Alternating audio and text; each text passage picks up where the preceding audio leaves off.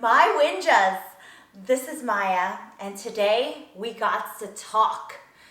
So I need to talk to you about something really important that 90% of you are doing incorrectly, and it is the plank. Everybody knows what a plank is, and most of you guys are not doing it right, and it really comes down to some basic anatomy. So today I'm going to cover what the most common mistakes are, how to fix it, how to do it correctly so that you can get the most benefits out of your plank, and how to spice it up, like a little cayenne pepper sauce, habanero, little spice kick to liven up your plank and make it even harder and more challenging and give you more benefits in less time. So here we go.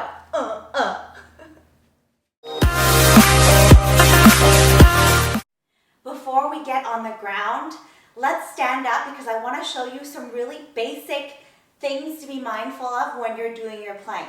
And it starts with the shoulder blades, and then we're going to work down to the rib cage, and then we're going to work down to the pelvis. So when you can do it standing up, you're going to be able to do it on the ground. Let's start with the shoulder blades. This is where most of the mistakes I see happen. Right here, your core extends from the top of your knees all the way to your neck. And the plank is actually a total body exercise. And when you can do it correctly, you're going to be engaging all the major muscle groups. You're going to get better at your push-up. You're going to get better at your pull-ups. You're going to get better at everything. And it all starts with your plank and specifically how you set your shoulder blades, how you set your pelvis, and how you engage all these amazing muscle groups. Let's start with the shoulder blades, your scapula. Okay, your scapula can go up in elevation. Oh, it can go down in depression. So up, down, which is so important when you start doing pull-ups. It can go protracting, so when we round it, look at how it's rounding and protracted. It can go into retraction, so squeezing together. Retract, protract. So just knowing those 4 different directions, you are going to be able to bring mindfulness to your movement and get way more benefits out of it because you can tap into that more. So in a plank, we want to be in a protracted position, and that activates the ribs, the serratus anterior muscles all through here, plus it engages the lat muscles, these huge muscle groups that you have. Plus it's going to activate your rhomboids way more, your upper back, mid back, thereby giving you more benefits, more results, more calories, more fat burning, more muscle engagement, all that good stuff. So then we get into the ribs. So a lot of people do a lazy plank where they're just hanging out. Wow, I can plank for 2 minutes, but y'all ain't doing it correctly. So you're causing a lot of back pain, you're not engaging properly, and you're not getting any effects at all. So what I want you to imagine with your rib cage when you're in a plank is that your ribs, imagine there's a zipper right in the middle here, and you're zipping it up. So you're going to hear me say a lot, zip up the rib cage. All that means is bring it together. You're going to create a little corset with the rib cage here. So if somebody's going to knock you out, somebody's going to come up and sucker punch you in the stomach, what do? I hope you're not like, hey. You better be like, you instantly are going to zip it up, and that's what you got to do. So this is me relaxed. This is me zipped up. So instantly I'm like visualizing my rib cage coming together. All right. Now let's get into the pelvis. This is so important, and this is going to carry forward to so many different exercises. So when your pelvis is in neutral position, trainers love to say neutral spine, neutral spine. What the heck does that even mean?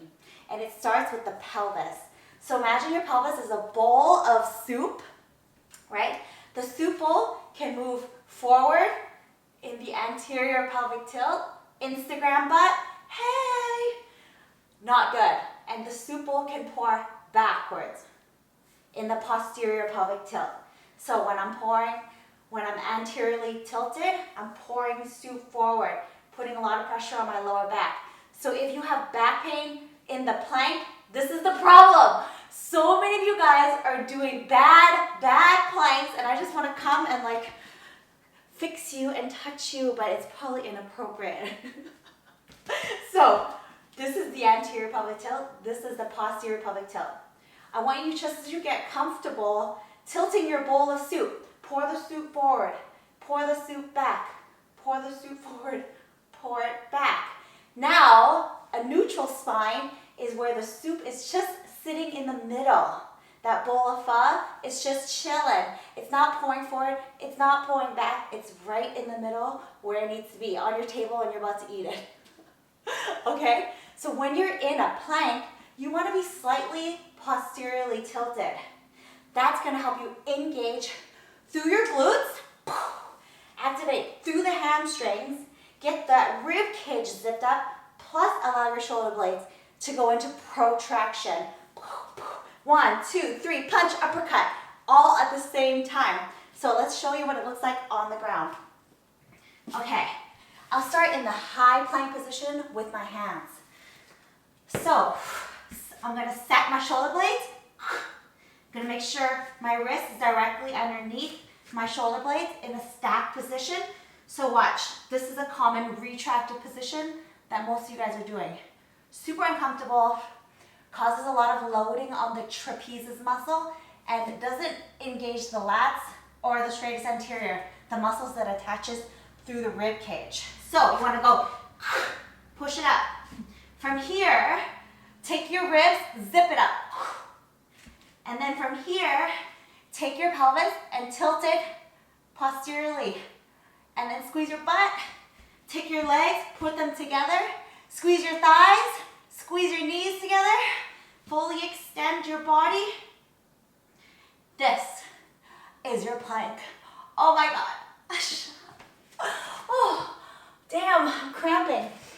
Now, if you did that correctly, you don't need to hold it that long because you're going to be shaking within 10 seconds. I was like vibrating in that 2 seconds, 3 seconds that I did it. So remember that. Shoulders rounded, ribs, butt, squeeze, pelvic, tilted posteriorly, and then your legs fully extended. You imagine you're pushing the ground away with your hands. You're bringing your whole body together like someone's gonna sucker punch you. You're imagining your head is being pulled forward and your feet are being pulled back. So I'll show you another variation on the forearms. So a lot of people do this. This is a lazy ass plank. If I see you doing this, oh, I'm gonna cut. Okay, see a lot of shoulders retracted, anteriorly pelvic tilted. This is so uncomfortable, so much strain on the joints, on the lower back. Watch how I change it. Head's moving forward, head's being there's a string on my head pulling me forward. There's a string on my feet pulling me back. Ribs are in, glutes are squeezed, like you're squeezing a quarter in between your butt cheeks. Balance a quarter out that butt. Bing! And ribs, pelvis, everything's in. Oh my God. Oh, that's no joke. Okay. So that, my Winjas, is your proper plank. Now, how do you spice this up? Nail that first. Crush that position first. Different ways to spice this up. You can do an extended plank. So if you're really good at the plank and you're like, been there, done that, I got this, try this. So instead of your elbows directly underneath your shoulder, change the lever. So now try to extend your body even more. So all I did was I moved my elbow ahead of me. I'm still gonna maintain my proper engagement, my shoulder blades rounded, ribs, pelvis, and then, oh my God, that's so much harder. Oh, that's so much harder. Okay. That is no joke. So just by changing your lever, making your elbow go up higher, it's gonna be like 10 times harder. Then you can take a limb away. It's like taking a table leg away, right?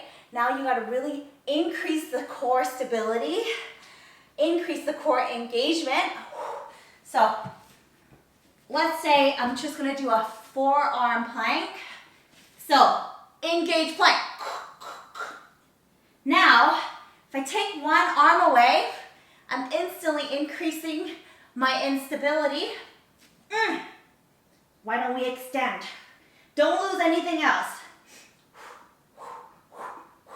So, if the hand's too difficult, take one leg away. Just by doing that, you're gonna be like, what the hell? Okay.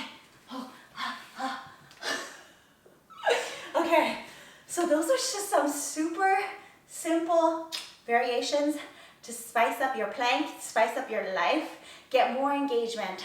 So it's really important that you nail the plank, because when I teach you guys how to do a proper push-up, which so many people are doing incorrectly as well, a lot of these techniques and anatomy fixes are going to be involved in that as well. Because once you have your plank set, initiate plank sequence.